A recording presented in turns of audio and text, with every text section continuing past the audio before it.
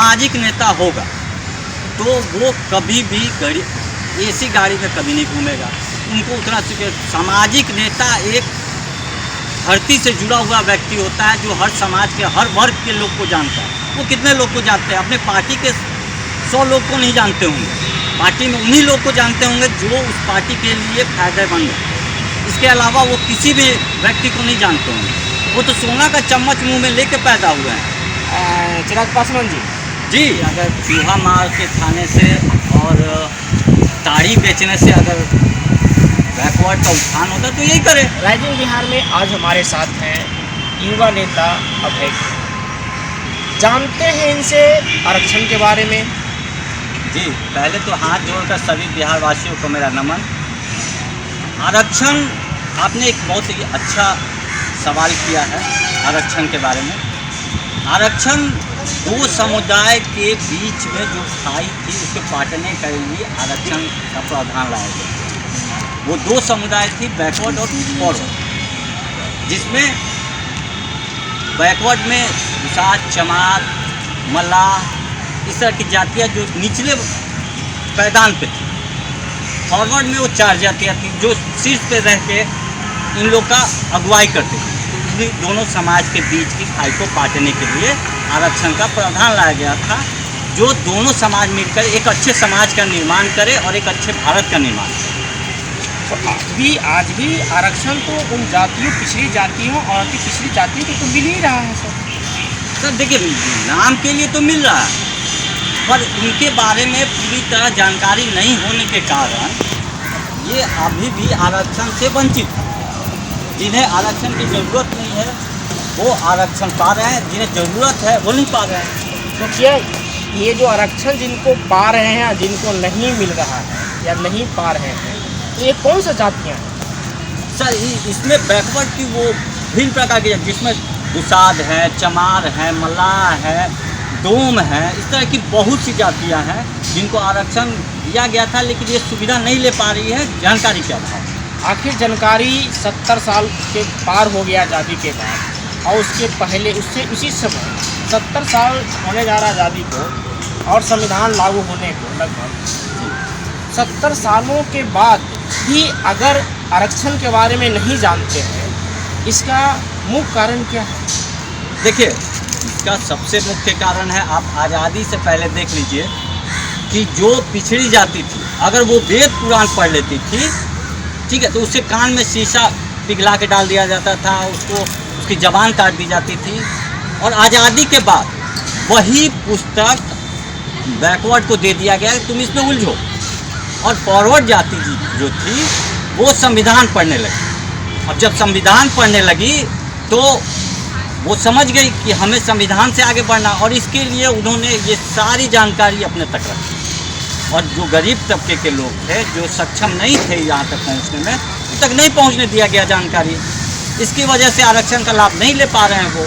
तो नौकरी में तो दलित और पिछड़े के लोग जा रहे हैं सर आरक्षण के आधार पर। देखिए, जा रहे हैं, लेकिन जितने लोगों की आवश्यकता है उस हिसाब से नहीं जा रहे हैं। आप चलिए मेरे साथ, आप जब इस तरह की बात करते हैं तो आप मेरे साथ एक सर्वे कीजिए।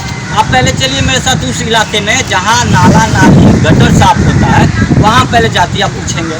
उसके बाद हम चलेंगे मंदिर में, वहाँ भी जातियाँ पूछेंगे। आपको खुद समझ में आ जाए कि आरक्षण को किसकी ज़रूरत है और किसको नहीं ज़रूरत। जब आप दलित और महादलित करके नेता बन गए, उनके आपके पास इतना तो जानकारी है कि हम अपने पिछड़े समाज को ध्यान पे लाए, उस समय आप जाके स्वर्ण के गोद में बैठ जाते हैं।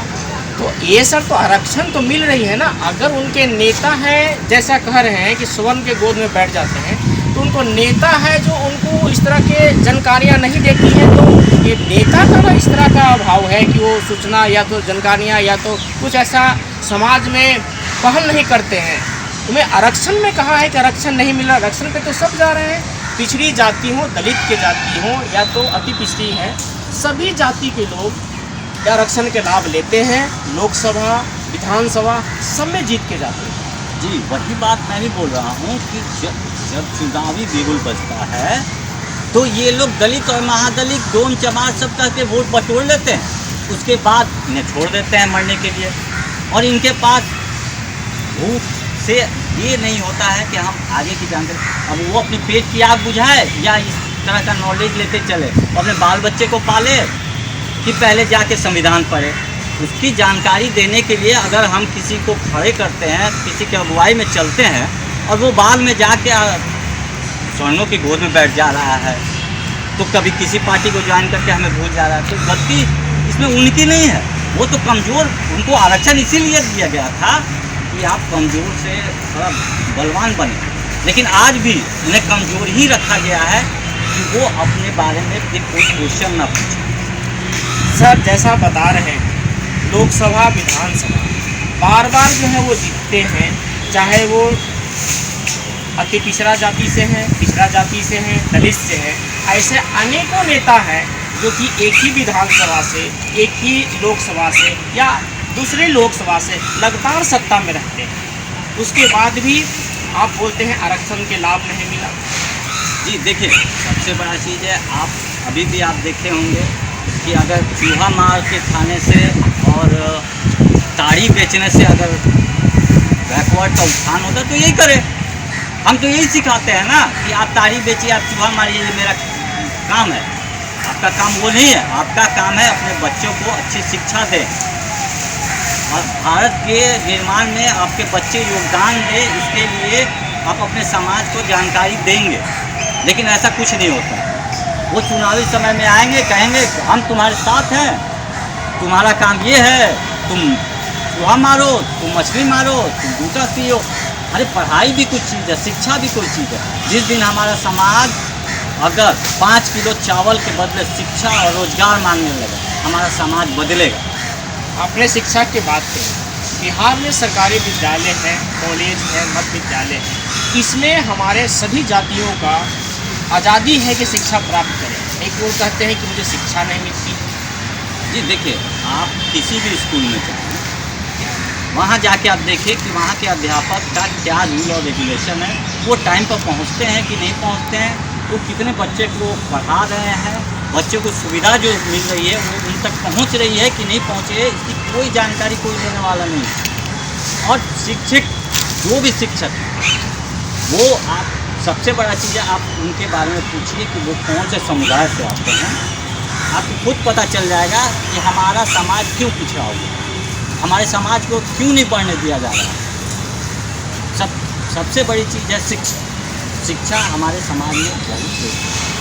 यानी कि आप शिक्षा पर आरोप लगा रहे हैं कि आपकी जो बिहार सरकार है वो शिक्षा जो है पिछड़ी जाति, महिला और महादलित और अति पिछड़ा को नहीं करती है, साफ तौर पर। नहीं, शिक्षा कहाँ है? अब हमें दिखाए कि शिक्षा कहाँ है। जिन्होंने लड़ के शिक्षा लिया वो आज शीर्ष पे बैठे हैं। वो एक व्यक्ति थे जिन्होंने लड़ा और शिक्षा का ग्रहण किया, आज वो संविधान लिख चुके हैं, वो हमारे ही समाज से थे। लेकिन अब यहाँ पे जो हमारे समाज के लोग हैं, ये राजनीति के तहत अगर इस समाज से जात धर्म खत्म हो जाए तो राजनीति खत्म हो जाएगी। इसलिए वो ये चीज़ कभी ख़त्म नहीं होने देंगे कि बैकवर्ड और फॉरवर्ड में समानता हो। इसके लिए वो नहीं आगे आने देंगे, आरक्षण का लाभ नहीं लेने देंगे, जानकारी नहीं देंगे। लास्ट में एक सवाल, आरक्षण का लाभ या जानकारी नहीं दे रहे हैं। हमारे संविधान के अनुसार आरक्षण हमें मिलती है, हमारे सभी जातियों से जीत के विधानसभा में जाते हैं, लोकसभा में जाते हैं, और सिर्फ दलित, महादलित और पिछड़े को इस तरह की जानकारी नहीं दी जाती है। जी देखिए, सबसे बड़ा चीज़ है, आपको हम बार बार बोल रहे हैं, बता रहे हैं कि वो समाज को आगे इसलिए नहीं बढ़ने दे रहा है कि अगर जिस दिन हमारा समाज आगे बढ़ा तो ये राजनीति जो चल रही है इनकी गंदी राजनीति, वो ख़त्म हो जाएगी। कौन नेता हैं जो पिछड़ी जाति से और महादलित से जो को बढ़ने नहीं देते? देखिए, ऐसे आरोप तो मैं किसी पे लगा नहीं सकता हूँ, लेकिन हमारे समाज से बहुत अच्छे अच्छे नेता हैं, जैसे दिनकर राम मांझी, चिराग पासवान। इन्होंने क्या किया अपने समाज के लिए, आप हमें दिखा दें कहीं। हमेशा वो समाज में जाते हैं, समाज में उत्थान की बात करते हैं। बातें तो बहुत होती है, बातों की कमी नहीं है, बातें तो बहुत लोग करते हैं, लेकिन उस पर अमल तो करें। आप एक बात बताएं कि राजनीति बंद दरवाजे में होती है, ऐसी गाड़ियों में होती है। आप दलित हैं, आप उनके कभी उनके सामने जाके देखें, उनके घर में जाके देखें, तब तो समझ में आए कि मंच पर चढ़े हम दलित दलित हम महादलित दुसाध चमार करके उतर गए। नहीं, चिराग पासवान जी हैं, वो तो जाते हैं दलित की बस्ती में, घूमते हैं और वो शिक्षित करने की, शिक्षा की मांग भी करते हैं, दलित के लिए लड़ते हैं। आप कैसे इसे आरोप लगा सकते हैं? देखिए, चिराग पासवान नेता कहाँ है, आप हमें बताएं। नेता किसे बोलते हैं? अगर सामाजिक नेता होगा तो वो कभी भी ऐसी गाड़ी में कभी नहीं घूमेगा। उनको उतना सामाजिक नेता एक धरती से जुड़ा हुआ व्यक्ति होता है, जो हर समाज के हर वर्ग के लोग को जानता है। वो कितने लोग को जानते हैं? अपने पार्टी के 100 लोग को नहीं जानते होंगे, पार्टी में उन्हीं लोग को जानते होंगे जो उस पार्टी के लिए फायदेमंद है। इसके अलावा वो किसी भी व्यक्ति को नहीं जानते होंगे। वो तो सोना का चम्मच मुंह में लेके पैदा हुए हैं। चिराग पासवान जी, आप हमें बताएं, कभी आप हमें कोई ऐसी जगह बताएं जहाँ दलित के यहाँ बैठे हों और उनके बारे में हाल समाचार लिए हों। या अभी देखिए, आप कहीं भी दलित बस्ती में चले जाइए, आप जाके पूछ लीजिए कि आपका कोई दलित नेता आपके बीच बैठा है कि नहीं बैठा, वो आपको बता देंगे। आपने अभी जैसा बताया कि पूर्व मुख्यमंत्री जीतनराम मांझी के बारे में, उन्होंने तो हमेशा जो है अपना समाज के लिए बात करते हैं, अपना विधानसभा है, चाहे उनका घर है, परिवार है, कहीं भी वो आवाज़ उठाते रहते हैं। नहीं, ठीक है, वो आवाज़ उठाते हैं। क्या आवाज़ उठाते हैं? आवाज़ उठाते हैं कि हमारा काम है चूहा मार के खाना, हमारा काम है ताड़ी बेचना, हमारा काम है। इस तरह का आप क्या जताना चाह रहे हैं? हमारा समाज कहाँ जा रहा है? आप कभी तो ये बोलिए कि नहीं, हम अपनी जाति को शिक्षा देंगे, हम अपनी जाति को वो सारी सुविधा देंगे जो स्वर्णों की जाति में मिल रही है, स्वर्णों के बच्चों को मिल रही है। आप बराबरी में हम उसी दिन आएंगे जिस दिन हमारे नेता हमारे दर्द को समझेंगे। आज हमारे साथ थे युवा नेता अभय कुमार जी, और ये आरक्षण पर अच्छी अच्छी जानकारियाँ दी और हमें बताएं। बहुत बहुत धन्यवाद नेताजी आपको। जी धन्यवाद। राइजिंग बिहार में आज हमारे साथ थे अभय कुमार, युवा नेता, आरक्षण पर महत्वपूर्ण जानकारियाँ दी जो कि समाज में जागरूकता लाने की ज़रूरत है। आकाश कुमार, राइजिंग बिहार।